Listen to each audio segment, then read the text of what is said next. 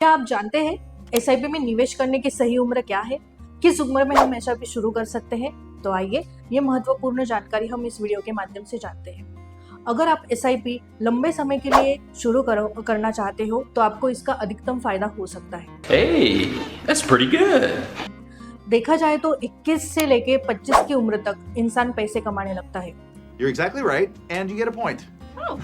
और यह उम्र एसआईपी शुरू करने के लिए सही मानी जाती है क्योंकि इस उम्र में आर्थिक जिम्मेदारियां बहुत कम होती है। उदाहरण के तौर पे अगर देखा जाए तो अगर आप 25 की उम्र में पैसे कमा रहे हो और उसी साल में अगर आपने 2000 की एसआईपी स्टार्ट कर दी, अगर और ये एसआईपी आपने 30 साल के लिए शुरू करी तो आपको 71 लाख तक आपको फायदा हो सकता है।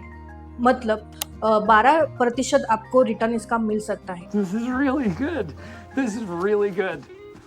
My heart soars with the eagle's nest. तो आज ही आप एसआईपी शुरू करिए।